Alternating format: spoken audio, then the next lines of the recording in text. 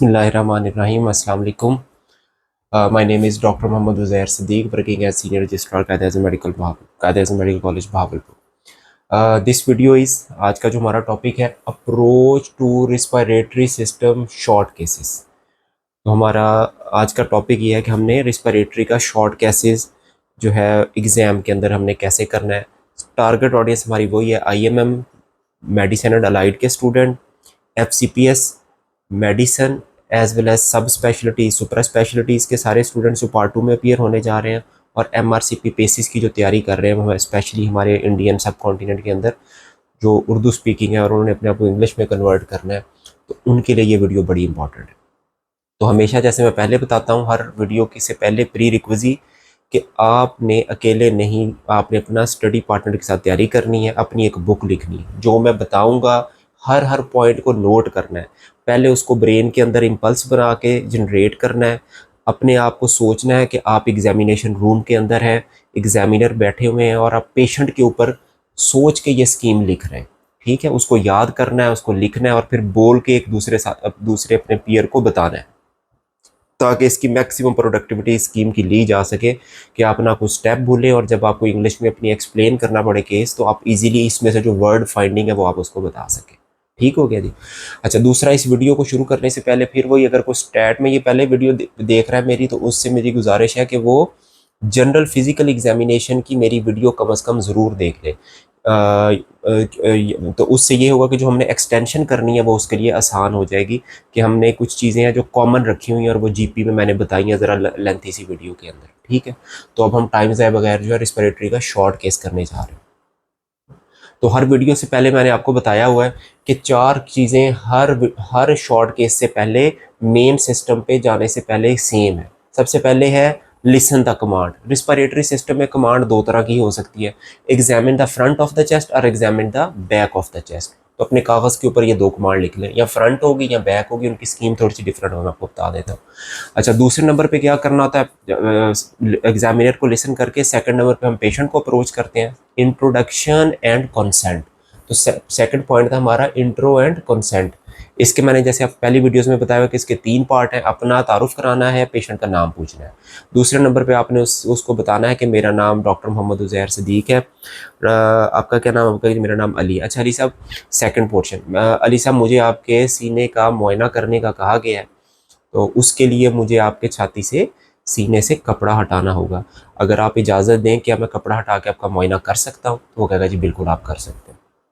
तीसरा पार्ट होता है आस्क अबाउट पेन, कि अच्छा आसिफ साहब, आपके जिस्म के अंदर कोई ऐसा हिस्सा तो नहीं है जिसके अंदर दर्द हो, ताकि मैं उसको एग्जामिन करते हुए एहतियात से काम लूँ, ताकि आपको दर्द ना हो जिस्म के किसी भी हिस्से में। तो होल कमांड आपने उससे पूछनी। तो ये 3 पार्ट आपने इसको इंट्रो एंड कंसेंट हमेशा दोबारा उर्दू में लिखना है, और साथ ही जहाँ पे मेल की कंसेंट ली है, फीमेल की कंसेंट, कि एग्जामिनेशन ऑफ चेस्ट अगर फीमेल का करना पड़े, तो मैंने आपको बताया हुआ है कि आपने फीमेल को पूछना है कि मैं आपके जो है ना, हो सकता है आप एग्जामिन करने के लिए कपड़ा हटाना होगा, अगर आप कंफर्टेबल हैं तो ठीक है, नहीं तो किसी फीमेल को बुला लेते हैं। अगर वो कहे बुलाएं, तो एग्जामिनर को आपने कहना है जितनी देर में वो आ जाए तो ठीक है, ना आए तो आपने विद लिमिटेड एक्सपोजर शुरू कर देना है। ये आपने उर्दू में लिखना है, इस ट्रबल शूट को हल करना है, ये ना हो कि आपको वहाँ जाके। तीसरे नंबर पे क्या, जब आपने पेशेंट से कंसेंट ले ली, तो अगली चीज़ होती है पोजीशन एट एक्सपोजर। रिस्पिरेटरी के अंदर हम पेशेंट को स्पाइन लौटाते हैं, सीधा बेड के ऊपर, काउच के ऊपर सीधा स्पाइन पोजीशन बनाते हैं, और उसका एक्सपोजर कितना होना चाहिए। मेल के अंदर तो whole chest with upper limbs जो है वो उसका है कि better to withdraw the shirt. ठीक है, और फीमेल के अंदर जो है मिनिमम एक्सपोजर के साथ आप जितना कर सकें तो आपने वो करना है। ठीक है, जितना पेशेंट अलाउ करे जो आप कर सकते हैं। और चौथे नंबर पे ऊपर है वही जनरल लुक। जनरल लुक हम हर सिस्टम से पहले करते हैं, जिसके 4 पॉइंट मैंने आपको बताए हुए हैं। जनरल लुक में क्या है कि अब जनरल लुक के 4 पॉइंट जो हर सिस्टम में शुरू करते हैं, मैं पेशेंट के फुट एंड के ऊपर आ गया हूँ। जनरल लुक के ऊपर मैंने सबसे पहला पॉइंट देखा कि पेशेंट सुपाइन लेटा हुआ है और उसकी एज क्या है, मिडल यंग है, मिडल है या ओल्ड है, पहला पॉइंट। दूसरा पॉइंट, उसको एसेसरीज क्या लगी हुई है, IV लाइन लगी हुई है, उसको एयर लगी, ऑक्सीजन इनहेलेशन है, उसको चेस्ट ट्यूब डली हुई है, कोई प्लूरल टैप हुआ है, जो भी उसके साथ लगी हो मैंने उसको नोट करना है। तीसरे नंबर पे उसकी न्यूट्रिशनल स्टेटस कैसा है, वेस्टिंग तो नहीं है, और या गुड न्यूट्रिशनल स्टेटस है, या एमेसिएटेड है। साथ ही उसको डिहाइड्रेशन है या गुड हाइड्रेशन है, क्लब्ड है या सायानोज्ड है। ये तीन चीज़ें तीसरे पॉइंट के ऊपर मैंने नोट करनी है। चौथे नंबर पे मैंने स्पेशल फेसेस देखने हैं, जो हमने जीपी में 5 डिस्कस किए थे। इसमें रिस्पिरेटरी में जो है ना वो स्पेशली अगर कोई स्पेशल फेसेस आता है तो वो एंडोक्राइन वाला कशिंगाइड फेस आता है। तो बस आपने बताना है प्लेथोरिक लुक है, कोर्स फेसेस है, central obesity with peripheral wasting है। बस आपने कोड बोलना है वर्ड का इसके अंदर, या ये याद रखना है कि मेरे पेशेंट को जो है वो कशिंगाइड फेस है। तो ये पहले 4 पॉइंट जो हर शॉर्ट केस से पहले मैं आपको बताता हूँ, इसको आपने लिख लेना है। इसकी कमांड लिख ली, इंटर और कंसेंट के आपने 3 पॉइंट लिख लिए, पोजीशन एंड एक्सपोजर आपने बना लिया, और जनरल लुक के 4 पॉइंट आपने रिस्पिरेटरी के लिख लिए। अब आपको कमांड है examine the front of this chest. ठीक है जी। अच्छा, रिस्पिरेटरी के पहले से मैं आपको बता दूं, रिस्पिरेटरी के ऊपर आपने बहुत प्रैक्टिस करनी है, क्योंकि ये एक उसके पहला प्रॉब्लम तो ये कि एक तो ये लेंथी है। ठीक है, एक ये सिस्टम लेंथी है क्योंकि इसको अपने फ्रंट से भी करना है और बैक से भी करना, और सेम फाइंडिंग तकरीबन करनी होती है। कई दफ़ा पेशेंट हमारे कैंडिडेट है ना, तो उसमें भूल जाते हैं चीज़ें, फिर वो दोबारा शुरू कर देते हैं, और फिर उसके साथ जीपी करना होता है, जो कि फिर एक लंबा काम है, तो उसके बगैर ये होता नहीं है। तो इसकी बहुत ज़्यादा प्रैक्टिस करें और कोशिश करें ये जो पॉइंट है ना, इसको इतनी अच्छी तरह याद करेंगे आपको भूलें ना, इतने इसके बार बार रिपीट करेंगे इसका पाथवे आप, इसके में मैंने क्या चीज़ नोट करनी और क्या मुझे मिलना है। ठीक हो गया। तो आपको अगर स्लाइड से ही शो नहीं हो रही तो परेशानी वाली बात नहीं है, इसके आखिर के अंदर मैं स्लाइड शो के नाम से वीडियो लगाऊंगा। अभी ये सिर्फ आपको दूर से मैं आपको 5 पॉइंट बताता जाऊंगा, उनके जो एंड रिजल्ट हैं, जो आपकी यानी कि ये मैंने आपको पहले बताया कि ग्रीन ये वो स्कीम है जो ब्रेन याद करेगा और आपकी आंखों को इंस्पेक्शन के अंदर कमांड देगा कि ये 5 चीज़ें देखो, और आपकी आंखें ये 5 ये ग्रीन जो ब्लू वाली है वो ये पिक करके ब्रेन को वापस देगा कि इनका आंसर ये है, ये इसको याद कर लो ताकि मैं बताते हुए आसानी हो। ठीक है। इसी तरह पैल्पेशन के अंदर ब्रेन हमें कमांड देगा कि ये 5 चीज़ें हैं, जो हाथों को कहेगा कि ये मुझे रिजल्ट बताएं, और हैंड फिर ये चीज़ें उनको जो ब्लू के अंदर है वो वापस रिप्लाई करेगा कि ये इसका आंसर है। तो ये एक सादा सी स्कीम है जो हमने लिखी। So come back to the inspection. Inspection जब आएगा, मैं फुट एंड के ऊपर पेशेंट के ऊपर खड़ा हुआ हूँ, वैसे ही जैसे मैंने उसकी जनरल लुक देख ली है, तो सबसे पहले मैंने उसे चेस्ट के ऊपर देखना है। तो चेस्ट में सबसे पहले मैंने डिसाइड करना है what is the respiratory rate and patient is using accessory muscle or not. सादा सी बात है, अगर पेशेंट टेकिपनिक है, बस आपने रेट नहीं काउंट करना, इसमें इतना टाइम नहीं होता, आपने बस देखना है पेशेंट इज टेकिपनिक। जब टेकिपनिक होगा तो एक्सेसरी मसल यूज कर रहा होगा। तो 2 आंसर पहले आपने आंखों से ले लेने हैं कि patient is tachypneic using accessory respiratory muscle, और patient is having normal approximate normal respiratory rate. बस तो पहले रिस्पिरेटरी और एक्सेसरी मसल का इनमें से 2 आंसर, या नॉर्मल रिस्पिरेटरी रेट या patient is tachypneic using accessory respiratory muscle. अब एक्सेसरी मसल कैसे पता चलेगा? ये सुप्राक्लेविकुलर फोसा, उसका inward drawing of supraclavicular fossa and sternal notch और इंटरकोस्टल रिसेशन, ये 2 चीज़ें, यानी कि ये सुप्राक्लेविकुलर फोसा अंदर की तरफ मूव कर रहा होगा, स्टर्नल नॉच भी अंदर की तरफ मूव कर रही होगी, इंटरकोस्टल रिसेशन हो रही होगी, तो पेशेंट टेकिपनिक भी है और एक्सेसरी मसल भी यूज़ कर रहा है। तो पहला पॉइंट ये हो गया। जब मैंने ये चीज़ डिसाइड कर ली तो दूसरी मैंने चीज़ नोट करनी है, what is the shape of the chest and deformity. उसमें मैं क्या करता हूँ कि पहले मैं आई साइड लेटरली देखता हूँ कि क्या बैरल शेप चेस्ट तो नहीं है, वो जी नहीं, बैरल शेप नहीं। फिर मैं स्टर्नम को देखता हूँ, क्या स्टर्नम एक्सकवेटम या स्टर्नम क्रेनिएटम तो नहीं है। ठीक है, पैक्टस एक्सकवेटम और पैक्टस क्रेनिएटम। ठीक है, तो फिर पहले मैंने उसका देख लिया कि पेशेंट का जो सीओपीडी वाले एम्फाइजीमा के पेशेंट होते हैं उनके अंदर जो बैरल शेप चेस्ट होती है वो तो नहीं है, कोई स्टर्नम की डिफॉर्मिटी जिसको हम पैक्टस एक्सकवेटम या पैक्टस क्रेनिएटम कहते हैं वो हमने देख लिया। तीसरा काइफोस्कोलियोसिस है या नहीं है। सो शेप एंड डिफॉर्मिटी के अंदर 4 में से एक ऑप्शन पिक करनी है। Patient is having normal looking chest, और पेशेंट इज हैविंग काइफोस्कोलियोसिस, और पेशेंट इज हैविंग पैक्टस एक्सकवेटम और क्रेनिएटम, और patient is having barrel shape chest. बस इनमें से कोई एक चीज पिक करके मैंने ब्रेन को बता देनी। तो ब्रेन का मैंने दूसरे आंसर दे दिए।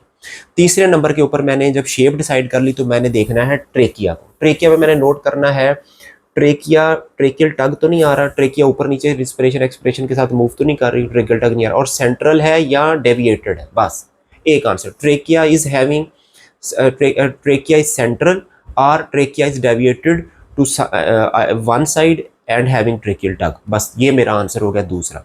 ये 3 ट्रेकिया देखने के बाद मैंने फिर चौथी चीज देखनी है चेस्ट मूवमेंट। दोनों चीज़ों को मैं कंपेयर करूंगा। स्पेशली आप लेटरली देखा करें, ऊपर से और लेटरली। पहले ऊपर वालों को कंफर्म किया, फिर लेटरली देखा कि दोनों से चेस्ट लेटरली सही मूव कर रही है, और पेशेंट के एंड के ऊपर जाके उसकी साइड पे भी देख सकते हैं, हेड एंड पे भी देख सकते हैं। ये बड़ा इंपॉर्टेंट स्टेप है इसकी फाइंडिंग को पिक करने के लिए। तो क्या मुझे फाइंडिंग मिलेंगी? 3 आंसर होंगे, 2 ही आंसर होंगे इसमें। Chest is moving bilaterally equal, और लेफ्ट, ये मेरा राइट हैंड है ना, right side of the chest is moving less as compare to the left, and या तो ये डिप्रेस्ड होगी, ठीक है, या फिर ये जो है वो क्या कहना चाहिए उसको, बल्ज होगा, ठीक है। तो क्या ऑप्शन हो सकती है? Chest is moving bilaterally equal, और right side of the chest is moving less as compare to the left side, and is bulged और डिप्रेस्ड। तो इनमें से कोई एक आंसर आपने ले लेना। तो चौथी चीज होगी चेस्ट मूवमेंट बाइलेटरली इक्वल या नॉट मूविंग, और अगर वो मूव नहीं कर रही तो वो बल्ज है, बाहर की तरफ निकली हुई है, या डिप्रेस्ड है। इसका आपने आंसर करना, ये चौथी है, और ये आप देखते ही आपको अंदाजा हो जाएगा, ठीक है। और पांचवी जो इंपॉर्टेंट चीज है जो इंस्पेक्शन पे आपने देखना है, एपिक्स बीट को देखना है, कोई स्कार मार्क्स वो उसको देखना, और वेसल्स को देखना। तो ये 5 चीजें हैं, इनका 5 का आपने आंसर लेना, ठीक हो गया। तो मैंने आपको 5 कमांड जो ब्रेन को हमने सिखाई हुई हैं, और उनका जो आंसर है जो हमने पिक करना है, क्योंकि फाइंडिंग जो हमने इंग्लिश के जुमले बोलने हैं वो ये ब्लू आंसर बोलने हैं इसको, इसलिए मैं कह रहा हूँ कि इसको याद करना है। जो मैंने चीज़ें बताई हैं इसको लिख लें, और यही आपने बोलना है कि ऑन इंस्पेक्शन ये मैं अगर मॉक आपको कोई एक केस बोल के बताऊंगा तो आपको पता चल जाएगा कि कैसे सिलेक्ट करना है, ठीक हो गया। तो ये हमारी इंस्पेक्शन कंप्लीट होगी, 5 चीज़ें इंस्पेक्शन में होगी, ठीक हो गया। तो अब मैं इसको रिपीट नहीं करूंगा, आप खुद इसको देखिए। उसके बाद है पैल्पेशन। पैल्पेशन पे गया तो अब मेरे ब्रेन को मैंने 5 कमांड सिखाई हुई हैं जो मेरे हैंड को वो देगा कि इन 5 सवालों के जवाब मुझे बताओ, ठीक है। सबसे पहले है वो ब्रेन कहेगा कि आप सुपरफिशियल पैल्पेशन करके बताएं कि चेस्ट के अंदर टेंडरनेस और क्रैपिटस है या नहीं है। तो उसके लिए मैं क्या करूंगा, फर्स्ट स्टेप हैंड से, ये इसको कहते हैं इन्वर्टेड जे मूवमेंट, इस तरह यानी कि ऊपर से शुरू करूंगा और ऐसे नीचे करूंगा, तो मुझे पता चल जाएगा टेंडरनेस और क्रैपिटस है या नहीं है। So first superficial palpation for tenderness and crepitus, या होगी या नहीं होगी, आंसर आ गया, ठीक है जी, ये पैस हो गया। दूसरा पॉइंट जब मैं ये कर लूंगा, दूसरा है मैं I will go to the trachea. Trachea को पैल्पेट करूंगा, ट्रेकिया सेंट्रल है या डेविएटेड है, बस। So first point, then is the trachea, second point. Third command to my hand जो ब्रेन ने स्कीम ने मुझे सिखाई है कि I will go for the apex beat. सिर्फ लोकेट करूंगा एपिक्स बीट कहाँ पे है, 5th इंटरकोस्टल स्पेस में है या 4th इंटरकोस्टल स्पेस में है, निप्पल एंड एल्बो, मैंने सिर्फ लोकेट करना है, एपिक्स बीट पैल्पेबल करना है, ठीक हो गया, तीसरी कमांड। चौथी कमांड है चेस्ट मूवमेंट। मैं इंटरकोस्टल स्पेसिस के अंदर अपनी फिंगर्स को टच करूंगा और अपनी ये वाली मूवमेंट, इसे कहते हैं चेस्ट मूवमेंट, और मैं 3 जगह पे लूंगा, लोअर चेस्ट, मिडल चेस्ट और axilla. Chest is moving bilaterally equal, और right side of the chest is moving left as compare to the right, बस एक आंसर, इनमें से कोई एक आंसर आपका आ जाएगा, ठीक हो गया। उसके बाद है वोकल फ्रेमेटस, 1 2 3 1 2 3 1 2 3 1 2 3, बस जल्दी जल्दी करना है, ठीक हो गया। तो ये 5 कमांड होगी मेरी पैल्पेशन की। इंस्पेक्शन और पाल्पेशन की ये 5 कमांड, और उन कमांड के पॉसिबल आंसर वो आपने पहले लिखने हैं ग्रीन के साथ और फिर ब्लू के साथ, और उसको याद करना है, और उनका आपने आंसर फौरी फौरी लेना है, ठीक है। तो पैल्पेशन में जो इंपॉर्टेंट चीज़ है, एक तो ट्रेकिया आपको नहीं भूलनी चाहिए, एपिक्स बीट नहीं भूलनी चाहिए, ये जो चेस्ट मूवमेंट है ये नहीं भूलनी चाहिए, वोकल फ्रेमेटिस भी नहीं भूलना चाहिए। वैसे अब क्रैपिटस आसान सी चीज़ें, ये आप आराम से कर लेंगे। तो ये 5 चीज़ें आप लिख लें और उसके आंसर भी लिख लें। जो आपका आंसर होगा वो अपने ब्रेन को दे देना, और ब्रेन उसको स्टोर कर लेगा कि ये आंसर है, क्योंकि आखिर में फाइंडिंग इसकी बेस पे बता रहा हूँ। तो जब आपने पैल्पेशन कर ली, अगली चीज़ है परकशन। फ्रंट से परकशन जो है वो बड़ी आसान है। सबसे पहले आपने उसका अपर बॉर्डर ऑफ लीवर परकस करना है, ताकि हमें पता चल जाए कि राइट चेस्ट का एक्सपैंड कितना है, कहाँ तक है राइट चेस्ट, ठीक है।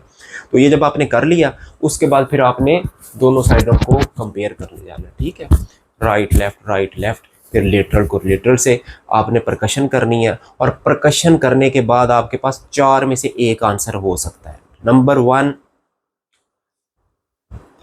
percussion note is equally resonant on both side. Number 2, percussion note is hyper resonant on एक खास एरिया, अपर मिडल और लोअर चेस्ट, या whole of the right side of the chest, ठीक है। ये एरिया है, या हाइपर रेजोनेंट या नॉर्मल रेजोनेंट, नॉर्मली रेजोनेंट है और इक्वल है, या हाइपर रेजोनेंट होगा, या इम्पेयर्ड होगा या स्टोनी डल होगा। इन चार में से कोई एक करेक्टर आपने पिक कर लेना। ठीक हो गया।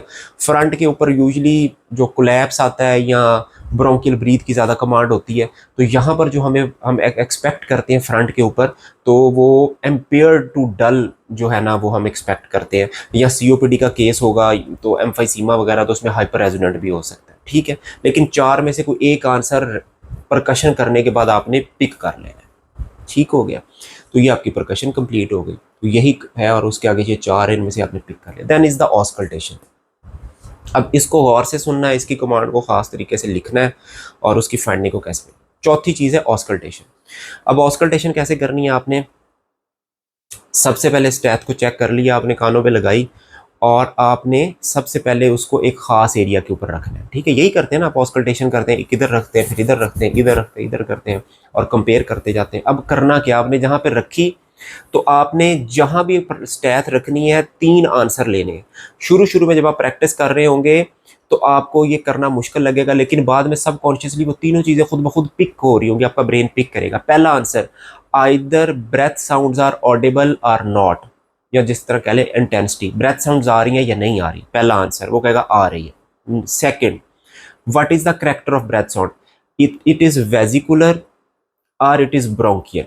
ठीक है, या it is vesicular breathing with prolong expiration. ये 3 चीजें आपको मिलेंगी। ठीक है, या वेजिकुलर होगा, या vesicular breathing with prolong expiration होगा, या ब्रोंकियल ब्रीदिंग होगा। तो आपने कैरेक्टर नोट कर लिए। पहला क्या आंसर कि ब्रेथ साउंड्स आ रही हैं या नहीं आ रही। दूसरा, तो आ रही हैं तो उसका कैरेक्टर क्या है। तीसरा, एडेड साउंड्स। एडेड साउंड्स वहीं पे आपने सुनना है, कोई क्रैप्स तो नहीं आ रहे, कोई वीज तो नहीं आ रहा, कोई रब तो नहीं आ रहा। ये 3 में से कोई एक चीज पिक करनी है, या क्रैप्स है, या वीज है, या रब है। वो आ रही है तो आप पिक कर लेंगे। ठीक है, और फिर आप साथ वाले एरिया पे चला गया, यहाँ पे जाएंगे, फिर नोट करेंगे साउंड, ब्रेथ साउंड आ रही है या नहीं आ रही। अगर आ रही है तो पीछे वाले के इक्वल थी, या उससे कम है, या उससे ज्यादा है, वो आपने कंपेयर करना है। उसके बाद नेक्स्ट, करेक्टर क्या, वेजिकुलर है, vesicular breathing with prolonged expiration है, या ब्रोंकियल ब्रीदिंग है। ठीक है, तीसरे नंबर पे एडेड साउंड कौन सी है, क्रैप्स है, वीज है, या फिर रब है, प्लूरेटिक रब है। ये 3 आंसर। तो यही चीज मैंने लिखी, first auscultate every area and compare for. ठीक है, और फिर एंड कंपेयर फॉर, हर एरिया को ऑस्कल्टेट करें 3 चीजों के लिए, breath sounds audible or not, number 2 character vesicular है, ब्रोंकियल है, या vesicular breathing with prolonged expiration है, जो सीओपीडी के अंदर होता है। तीसरे नंबर पे एडेड साउंड। एडेड साउंड कौन कौन सी होती हैं, क्रैप्स है, वीज है, और रब है। तो ये 3 चीजें हर जगह पे आपने डिसाइड करनी, इधर भी, इधर भी, इधर भी, इधर भी, इधर भी, इधर भी, ऐसे लिटरली जल्दी जल्दी डिसाइड करना है। इसमें कोई टाइम नहीं लगाना। लेकिन स्टूडेंट क्या करते हैं, इधर स्टैथ रखी, अभी इंस्पिरेशन अभी कंप्लीट नहीं हुई, रख के उठा ली, फिर इधर रख ली, वो ड्रामाटाइज कर रहे होते हैं और आखिर में खुद ही फिर फाइंडिंग बना रहे होते हैं। ये बहुत बड़ी गलती है। तो आप बेशक 3-4 जगह पे स्क्रीन करें, लेकिन अच्छी तरह स्क्रीन करें। ये वाला एरिया हो गया, फिर ये एपिसिस हो गए। ठीक है, एपिसिस पे फाइंडिंग मिल सकती है, फिर थोड़ा सा मिडल के अंदर मिल सकती है, फिर एक तीसरा एरिया यहाँ पे मिल सकता है, फिर लेटरली ये जो है एरिया, 2 एरिया वहाँ पे आपको मिल सकता है। तो तसल्ली से सुने, क्योंकि आपकी ऑस्कल्टेशन इज़ वेरी इंपॉर्टेंट। जो आपने आखिर में फाइंडिंग बतानी है वो ऑस्कल्टेशन की बेस को बना के फिर आपने उठानी है। तो हर एरिया को इन 3 चीज़ों के लिए ज़रूर सुने। ठीक हो गया मेरा, ये मैसेज आपको मैंने दे दिया, और ये भी आपको वीडियो में मिल भी जाएगा। आपने इसी तरह इसको लिखना है। जब ये आपने सारी एरिया ऑस्कल्टेट कर ली है, सेकंड अगेन ऑस्कल्टेट, फिर दोबारा इन एरिया को ऑस्कल्टेट करो। अब सिर्फ किस लिए करना है, वोकल रेजोनेंस के लिए, बस 1 2 3 1 2 3 1 2 3 1 2 3। Vocal resonance equal on both side है, या किसी साइड पे ज्यादा है या किसी साइड पे कम है, उसका आपने आंसर ले लेना, बस। Auscultation complete. अब आपकी फ्रंट से ये सारे का सारा रिस्पिरेटरी सिस्टम कंप्लीट हो गया। अगर आप एक्टिव हैं तो ये आप बहुत जल्दी कर सकते हैं, विदिन 90 सेकेंड्स जो है ना, 1.5 मिनट में या 2 मिनट के अंदर आप यहाँ तक आप कर सकते हैं। अगर आप इसको बार बार अपने ब्रेन को, ये 5 कमांड सिखाई हुई हैं, ये 5 कमांड इंस्पेक्शन की, 5 कमांड पैल्पेशन की, और परकशन वैसे ही बहुत आसान है। और ऑस्कल्टेशन आप जितनी ज़्यादा करेंगे उसको बार बार आपको फाइन होती जाएगी, कि आप बड़ी जल्दी चीज़ें पिक कर लेंगे। कि भाई आपको ये जो फाइंडिंग मैंने बताई है, एडेड साउंड और ये सारा कुछ। इसमें एक चीज़ नोट करने वाली है, जहाँ भी क्रैप्स आए ना आपको, तो वहीं पे मिसाल को इधर आपको क्रैप्स आए हैं, तो वहीं पे आपने एक पेशेंट को कहना है दूसरी तरफ मुंह करके काइंडली खांसी करे, वो खांसी करेगा फिर सुने, ठीक है। देखना कि करैक्टर चेंज हो रहा है या नहीं हो रहा। अगर चेंज हो रहा है तो इसका मतलब ब्रोंकिक्टेसिस या कोई इन्फेक्टिव है, और अगर नहीं चेंज हो रहा तो इसका मतलब है जैसे कि फाइब्रोसिस वगैरह, डीपीएलडी वगैरह के केसेस है, उसके अंदर जो होता है नॉन इन्फेक्टिव कॉज, उसके लिए देखना है आपने, ठीक है। इंस्पिरेटरी, पैन इंस्पिरेटरी, आपको आहिस्ता आहिस्ता इसका भी फोकस आ जाएगा, लेकिन आप सिर्फ corrects changing with character with cough और नॉट, इतने के ऊपर जरूर फोकस करें। पैन इंस्पिरेटरी एंड इंस्पिरेटरी पकड़ लें तो अच्छी बात है, ठीक हो गया। तो ये आपने कर लिया। अब उसके बाद आपने क्या करना है, पेशेंट को इस तरह लेटा हुआ था, चारों चीज़ें पूरी हो गई, आपने फ़ौरन से पेशेंट को कहना है जी काइंडली बैठे, उसको बैठा के उसकी बैक पे चले जाना और उसकी ये वाली पोजीशन बना लेनी है, मेक द पेशेंट सिट, उसको सिट करना है और उसको जो है ये वाली उसकी कमांड बनानी है। और अब इसको करना है एग्जामिन फॉर कंप्लीट बैक। जो हमने जीपी में सीखा था कि 4 चीज़ें हैं, उसको कंप्लीट वो आपने अब दोबारा सारी करनी है, लेकिन सबसे पहले जो रिस्पिरेटरी सिस्टम है वो आप पूरा करेंगे। अब रिस्पिरेटरी सिस्टम के अंदर आप इसी तरह इंस्पेक्शन की जो इंपॉर्टेंट चीज़ें हैं ना वो आपने कर लेनी है। अब ये मैंने लिखी हुई है कि बैक के ऊपर क्या आप रिस्पिरेटरी रेट मसल या फ्रंट पे कर चुके हैं, इसको दोबारा करने की ज़रूरत नहीं है। बस आप जो है ना इंस्पेक्शन के अंदर थोड़ी सी देख लें उसकी चेस्ट कैसे मूव कर रही है, कोई नॉर्मेलिटी तो नहीं है। और इम्पॉर्टेंट चीज़ है ये चेस्ट मूवमेंट कर लें, और पीछे से जो इंपॉर्टेंट चीज़ होती है जो एग्जामिनर नोट कर रहा होता है कि इंची टेप निकाल के आपने उसकी चेस्ट एक्सपेंशन ली है या नहीं। तो इंस्पेक्शन के अंदर तो सिर्फ चेस्ट मूवमेंट इंपॉर्टेंट है, बाकी चीज़ें आप फ्रंट से देख चुके हैं। अब आप फॉरन पैल्पेशन पे चले जाएं, ठीक है। उसमें आपने वही टेंडरनेस क्रेपिटस अगर देखना है, चेस्ट एक्सपेंशन बस देख लें जो इंची टेप के साथ होती है, बस आपको याद है मैंने चेस्ट एक्सपेंशन देखना है और ये चेस्ट मूवमेंट देखना और एपिसिस की चेस्ट एक्सपेंशन देखनी है, ठीक है। और वोकल फ्रेमिटस भी बैक से नोट कर लें, ये बड़ी इंपॉर्टेंट है बैक से, क्योंकि प्लूरल फ्यूजन जो है ना वो बैक से सेंस होगी। तो ये 4 चीज़ें ये है, तो बैक की कमांड बस इतना आपने याद कर लेना, ठीक है। तो बैक के ऊपर क्रॉस बना के पेशेंट बैठा हुआ है, मैं एक्सटेंड कर रहा हूँ, तो फ़ौरन मैंने क्या किया, मैंने उसको पहले एक जनरल लुक करके इंस्पेक्ट कर लिया, फिर मैंने उसको जो है ना टेंडरनेस और ये वाली चीज़ें जो थी वो देख ली, उसके बाद मैंने चेस्ट मूवमेंट्स देख ली और उसमें मैंने इंची टैप लगा के उसकी चेस्ट एक्सपेंशन देख ली। लंबा सांस लें वो नोट कर लिया, सांस बाहर निकालें, जितनी उसकी डिफरेंस आया 2 सेंटीमीटर तक वो मैंने इसको नोट कर लिया। तो ये मेरी पैल्पेशन कंप्लीट हो गई। उसके बाद उसी पोजीशन में मैंने उसकी परकशन करनी है। बैक से परकशन बड़ी इंपॉर्टेंट है, तो पहले मैंने इस तरह सुप्रा स्कैपुलर कंपेयर किया, फिर इंटर स्कैपुलर कंपेयर किया, फिर इंफ्रा स्कैपुलर कंपेयर किया, फिर लेटरली कंपेयर किया, और स्पेशली बेसिस को सुना जहाँ पे मुझे प्लेरल फ्यूजन मिलनी है। तो ये बैक के ऊपर ये परकशन ज़रूर गौर से आपने करनी है और उसका रिजल्ट निकालना है कि आपको हाइपर रेजोनेट मिल रहा है, कौन सी ज़्यादातर तो डल स्टोनी डल मिलेगी या डल मिलेगी, फ्यूजन मैस वगैरह पीछे से मिल रहा होता है। तो ये आपने ज़रूर अच्छी करनी है, और फिर ऑस्कल्टेशन वैसे ही सारे पॉइंट को आपने करना है। बैक पे पेशेंट है, आपने जल्दी से उसके साथ लिम्फ नोड देखने हैं, जल्दी से उसका जो है थायराइड देखना है, एक्जिला देखना है, और स्पाइन टेंडरनेस देखनी है, और सेकुलर एडीमा जो हमने कमांड बनाई हुई है कि पूरी बैक को ऐसे एग्जामिन करना है। तो इसी तरह मैंने लिखा examine for complete back, respiratory करेंगे, नेक करेंगे, एक्जिला करेंगे और स्पाइन करेंगे। तो ये मैंने लिखा, ठीक हो गया। उसके बाद आपने पेशेंट को क्या करना है, फिर दोबारा स्पाइन लटा देंगे। अब पेशेंट दोबारा स्पाइन लेट जाएगा, आपका रिस्पिरेटरी सिस्टम कंप्लीट हो चुका है। यहाँ पे आपने दिमाग में पेशेंट को यानी कि एग्जामिन करते हुए सोच लिया कि मेरा patient COPD with pleural effusion है या COPD with apical bronchial breath है, जो भी है आपके जहन के अंदर आ गया। अब आपने फौरन क्या करना है, सबसे पहली चीज़ है स्क्रीन द सीवीएस। आपने जीपी नहीं शुरू करना, सीवीएस रिस्पिरेटरी कंप्लीट करने के बाद सबसे पहले सीवीएस देखना है। एपिक्स बीट देखी, ऑस्कल्टेट किया कि हार्ट साउंड को मरमर है या नहीं, और स्पेशली P2 लाउड है या नहीं है, खास तौर पे ये चीज़ बड़ी इंपॉर्टेंट है इसमें। तो स्क्रीन किया कार्डियोवास्कुलर सिस्टम को, उसके बाद आपने स्क्रीन करना है जीपी, जनरल फिजिकल एग्जामिनेशन। अब मैं इसको दोबारा नहीं बोलूँगा, ये जीपी वो आपको पता है कि आपने वाइटल सिर्फ मिस करने हैं, जो मेरी पहली वीडियोस में आपने देखा होगा, वाइटल मिस करने, बाकी वही बोथ हैंड्स देखने हैं, ठीक है, बोथ पल्सेस देखनी है, बोथ आर्म्स देखने हैं, both axilla with inguinal region देखनी है, फेस देखनी है, नेक देखना है, चेस्ट के अंदर स्टर्नल टेंडरनेस गैनेक्टोमेसिया देखना है, और उसके बाद फिर आपने लोअर लिम्स को देखना है। तो ये जीपी स्क्रीन हो जाएगा आपका। उसके बाद जल्दी से आपने जीआईटी स्क्रीन करना है, सिर्फ लीवर, स्प्लीन, फ्री फ्लूइड, और उसके बाद न्यूरो अगर टाइम मिल जाए, लिम्स और प्लांटर। न्यूरो मिस भी हो जाए तो खैर है, नहीं तो लेकिन आपने याद आपको मैंने कराया हुआ कि 5 सिस्टम स्क्रीन करने। तो ये है आपकी approach to front of the chest, ठीक हो गया। अब फर्ज करें आपको एग्जामिनर कहा कि बैक ऑफ द चेस्ट जो है ना, ये आपको कमांड है, examine the back of the chest and proceed. तो आपने क्या करना है, पहले पेशेंट को बैठे बैठे, अब आपने उसको लटाना तो नहीं है, बैठे बैठे ये चीज़ें पूरी कर लेनी है, इंट्रो, पोजीशन एंड एक्सपोजर, और जनरल लुक उसकी देख लेनी है फ्रंट से। जनरल लुक के वही 4 चीज़ें कि भी उसकी कैसा है, मिडल एज है, सीटिंग है, ऑक्सीजन लगी हुई है, आईवी लाइन लगी हुई है, वो पॉइंट सारे करके फिर आपने उसकी बैक पे चले जाना है, और बैक पे जाके उसे कहना है क्रॉस हैंड्स। ये अक्सर भूल जाते हैं इसलिए मैंने ब्लैक में लिखा, क्रॉस हैंड कर लेगा। अब आप फिर इंस्पेक्शन, अब इंस्पेक्शन की 5 कमांड हमने याद की थी जो फ्रंट से, अब उसमें से जो हम नहीं देख सकते सिर्फ एक ट्रेकिया है और एक एपिक्स बीट है, बाकी तीनों हम देख सकते हैं। पहला क्या था कि पेशेंट टेकिपनिक है और एसेसरी मसल यूज कर रहा है या नहीं, बस। Patient is tachypneic and using accessory muscle, और patient is having approximately normal breathing, पहला पॉइंट।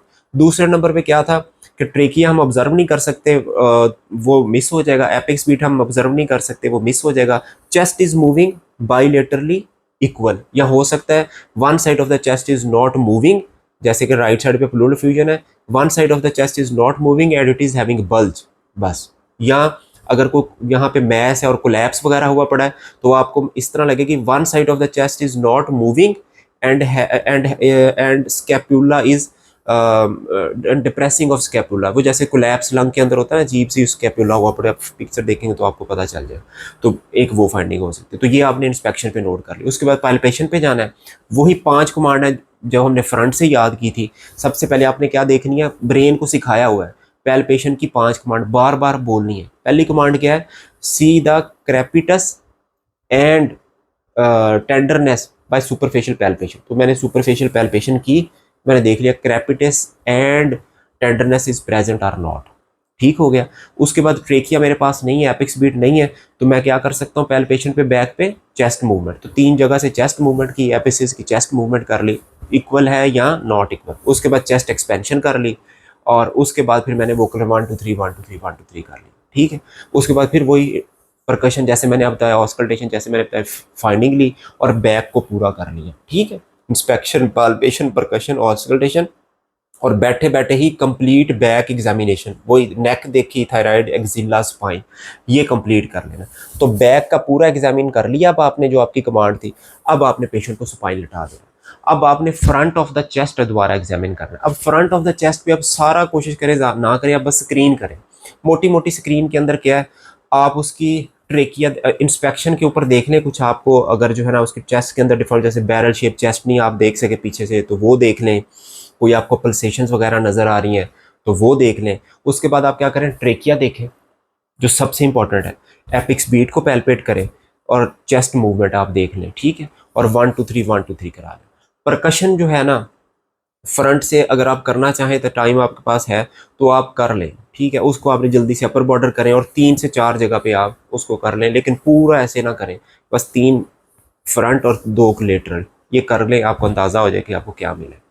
तो बैक की कमांड दी है ना, तो इसका मतलब बैक की परकशन ज़्यादा इंपॉर्टेंट, अभी आप स्क्रीन कर रहे हैं। और उसके बाद ऑस्कल्टेट अच्छी तरह कर लें सारे एरियाज को, वही 3 चीज़ों का ख्याल करते हुए पहले, और उसके बाद फिर वोकल फ्रेमेटस के लिए। तो ये आपने एग्जामिन करना है फ्रंट ऑफ द चेस्ट, और उसमें मैंने लिखा हुआ है screen, trachea, chest movement, percussion and auscultate complete. तो ये स्क्रीनिंग हो जाएगी फ्रंट से, ठीक है। और आखिर में आपके पास रिजल्ट आ जाएगा। और फिर जब आपने रिस्पिरेटरी कंप्लीट कर लिया, तो अब आपने सबसे पहले क्या, जीपी पे नहीं जाना, इसमें सीवीएस को स्क्रीन करना है। तो सीवीएस की apex beat, auscultation specially for beat P2, then आपने जीआईटी को स्क्रीन किया, देन आपने जीपी को स्क्रीन किया। तो जीपी को रखना है पहले, सीवीएस फिर जनरल फिजिकल एग्जामिनेशन, ये भूल नहीं जाना, एसी सीरीज में करना है आपने।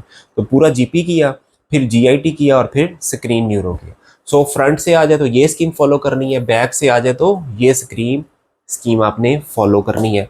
अब इसको याद करें, एक दूसरे को सुनाएं। ये जल्दी ख़त्म हो गई है, देखने में ये बड़ी आसान लगती है, लेकिन यकीन करें कि ये पिक करने में और बोलने में बड़ी मुश्किल है। इसके लिए बड़ी ही बार बार आपको प्रैक्टिस करनी पड़ती है, और इसमें कुछ शॉर्टकट्स भी बनाने पड़ते हैं। हम कुछ चीज़ों को ज़्यादा अहमियत देते हैं कि वो मैं आगे आपको बताता हूँ कि कैसे हमने फाइंडिंग को, ऑस्कल्टेशन को कैसे यूज़ करना है, परकशन को कब यूज़ करना है, और पैल्पेशन को, ट्रेकिया को कब यूज़ करना है। तो यही 3 चीज़ें हैं कि ऑस्कल्टेशन, परकशन और ट्रेकिया, इन 3 चीज़ों से हम सारे डायग्नोसिस बनाएंगे। तो वो मैं आपको नेक्स्ट वीडियो में बताऊंगा। तो अभी बस आपने इसको लिख लिया और मेमोराइज कर लिया। अब मैं एक मॉक केस बोल के बताता हूँ कि रिस्पिरेटरी के केस को बोलते कैसे हैं। तो थोड़ी बहुत मुझे मुझे पता है आप एक्सक्यूज़ भी कर देंगे, क्योंकि आप एक जो जिस फेज़ में स्टूडेंट होते हैं उतनी अच्छी हमारी इंग्लिश तो नहीं है। बस हमारा काम, मैं फैसिलिटेट इतना कर रहा हूँ कि आपको पता लग जाए कि स्कीम को इंग्लिश बोलने के लिए कैसे यूज़ करना है, ठीक है। तो हम एक केस ले लेते हैं मिसाल के तौर पे, COPD का केस है और पेशेंट को जो है ना राइट साइड पे प्लूरल एफ्यूजन है। तो आपको जो कमांड मिली है ना जी, लिसन द कमांड, वो ये मिली है, examine the back of the chest of this patient. तो अब मैं आपको बोल के बता रहा हूँ, ठीक है। तो जब भी आपको बोलते हैं तो आपकी ये जनरल लुक से आप बोलना स्टार्ट करते हैं, जैसे मैं आपको पहले बता चुका।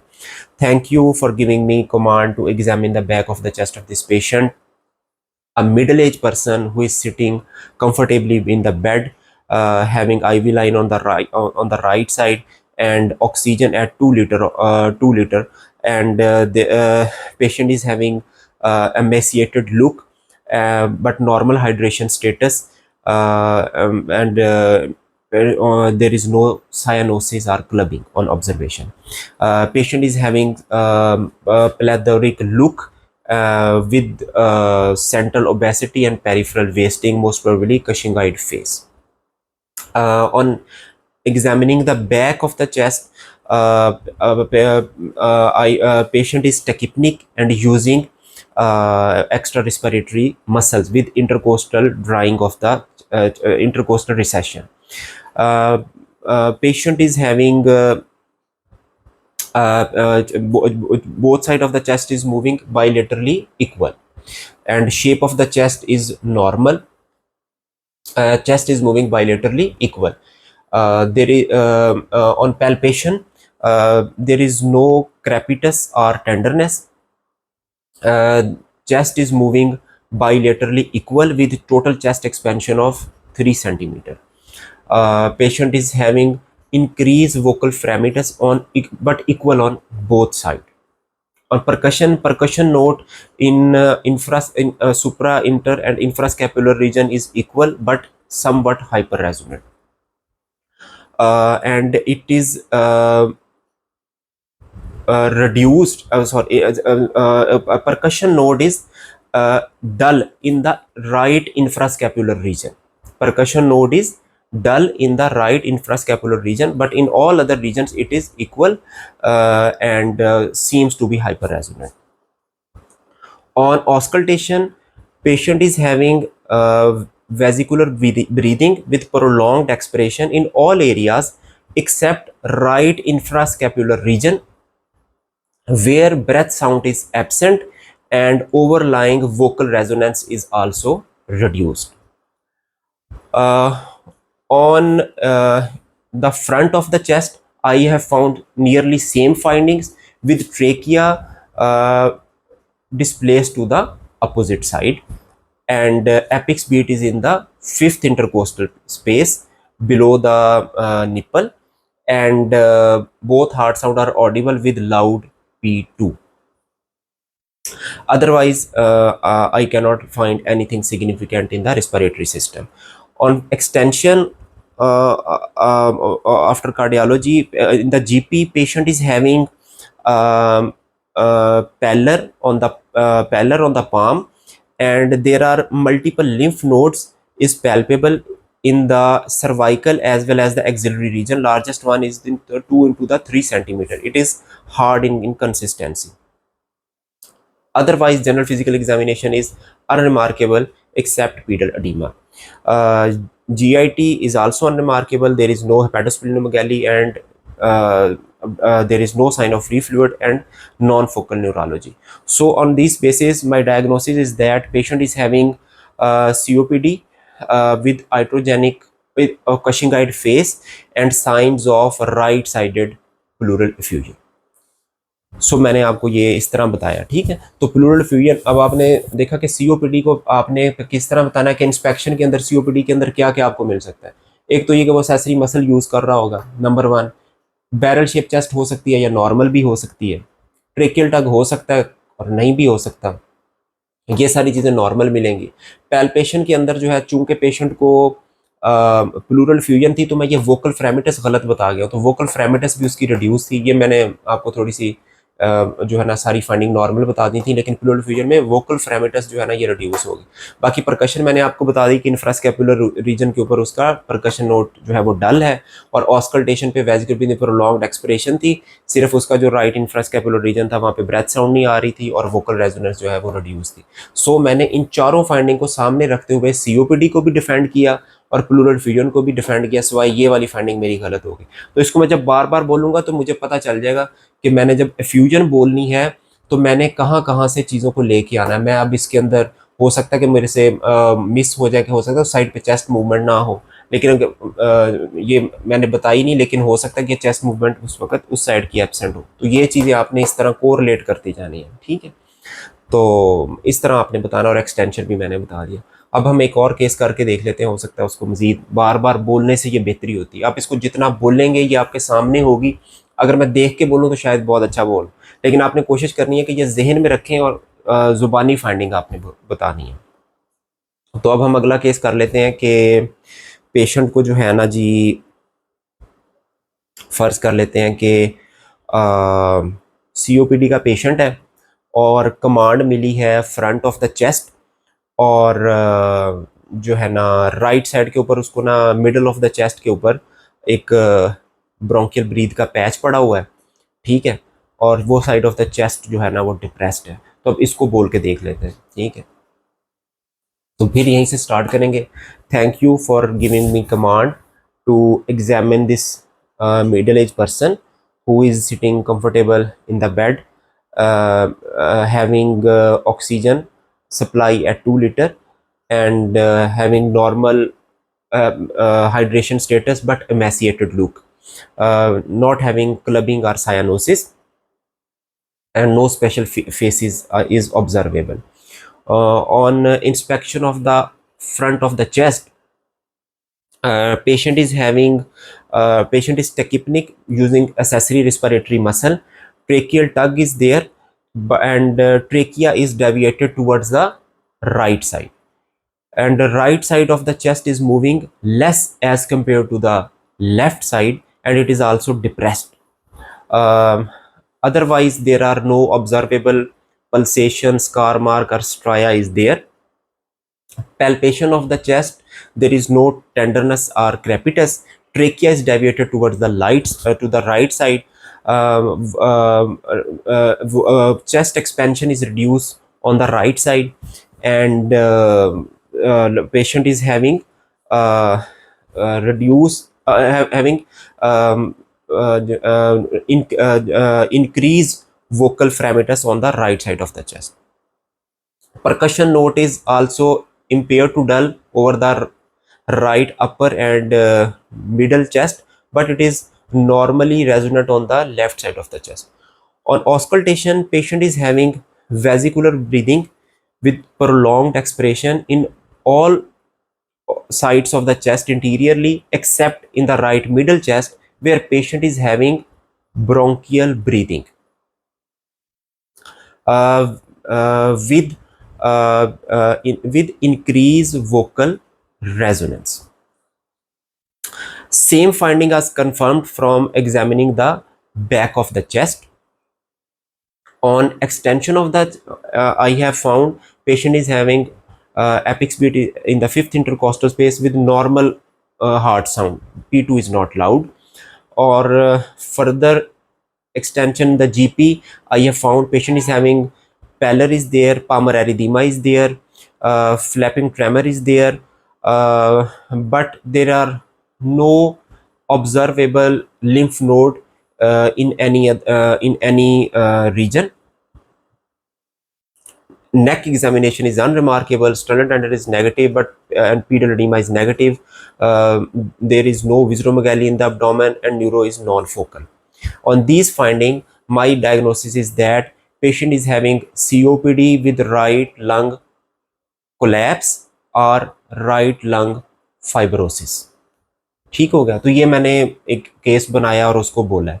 तो आगे वो फिर मुझसे पूछेगा what can be the cause in this, जो मैं जैसे मैंने पहले बताया कि राइट लंग उसको जो प्लूरल फ्यूजन उसकी कॉजेज बताएं, राइट लंग कोलैप्स या फाइब्रोसिस है उसकी कॉजेज बताएं, तो वो हम अभी आगे जाकर डिस्कस करते हैं। तो बस एक स्कीम है, मैंने आपको बोल के बता दी है कि बस अपने बैक, जब आपको फ्रंट की कमांड मिले तो आपने बताना है same finding on the back of the chest except this, ठीक है। और अगर बैक की कमांड मिली है तो आपने बताना है same finding on the front of the chest except जो चीज़ें आपने नहीं देखी, जैसे ट्रेकिया नहीं देखी तो आप बताएं फ्रंट में ट्रेकिया यहाँ पे पड़ी हुई है, एपिक स्पीड यहाँ पे पड़ी हुई है, बाकी सारी तकरीबन वही फाइंडिंग है, ठीक है। तो इस तरह आपने इसको लेके चलना है, ये सारी चीज़ों को इस तरह बोलना है, इसको बार बार बोलना है, राइट एंड लेफ्ट का ख्याल रखें। हो सकता है मैं अभी जब बंदा प्रैक्टिस थोड़ी सी टाइम रात को जैसे थके होते हैं तो हो सकता है कि मैं सही कोई राइट लेफ्ट का ना कर गया। तो खैर आपको मैंने आइडिया दे दिया कि बोलना कैसे, तो ये टेम्पलेट बन जाते हैं। जैसे आपने स्कीम लिखी, टेम्पलेट अब आपको बोलना आ गया, तो अब आपने प्रैक्टिस करनी है, केसेस इसी तरह बनाने हैं कि जनाब कोलैप्स किस तरह बोलोगे, प्लूरल फ्यूजन कैसे बोलोगे, फाइब्रोसिस कैसे बोलोगे, अगर ब्रोंकियल ब्रीदिंग आ गई है तो उसको जो है ना कंसोलिडेशन कब कहोगे, उसको जो है ना कोलैप्स विद पेटेंट ब्रोंकस या ऑब्स्ट्रक्टेड ब्रोंकस कैसे बनाओगे। ऑब्स्ट्रक्टिव ब्रोंकस लेस लाइकली है कि आए तो, लेकिन आ सकते हैं, ठीक है। और इसी तरह जो है ना एक अगला केस आप इस तरह बना सकते हैं कि बेसिस के ऊपर आपको क्रैप्स मिल गए, यानी कि जो बाइलेटरल इंफ्रास्कैपुलर क्रैप्स मिल जाए, तो ब्रोंकिक्टेसिस है, डीपीएलडी है और लेफ्ट वेंट्रिकुलर फेलियर है, और उसको आप कोरिलेट करें पेरिफेरल साइन को, रूमेटॉइड हैंड बना लें या लिम्फ नोड बना लें, या जो है वाइट्रोजेनिक कशिंग बना लें, P2 लाउड बना लें। तो इस तरह आप चीज़ों को करें, ठीक है। टीबी को बना लें, फिर कभी उसमें विजरा भी डाल के देख लें, उसको इसको बार बार बोलें, रिहर्स करें और उसके डायग्नोसिस बनाने की कोशिश करें। उम्मीद है आपके लिए ये फ़ायदेमंद होगा और आप इसको लिख लेंगे इंशाल्लाह ताला। अब इसका सेकंड पार्ट है इसके बाद कि मैं आपको ये बताऊंगा कि इन फाइंडिंग के अंदर आपने कैसे पहुंचना है, कि आपको कैसे चीज़ें पिक हों कि प्लूरल फ्यूजन है, कोलैप्स है, तो वो आप नेक्स्ट वीडियो में मैं आपको बताऊंगा। तो ये अभी हाफ पार्ट समझे हो गया। अभी रिस्पिरेटरी का एक second part, how to discuss the different finding and differential diagnosis, तो इसके बाद आपने वो भी देखनी है। थैंक यू जी, बहुत शुक्रिया।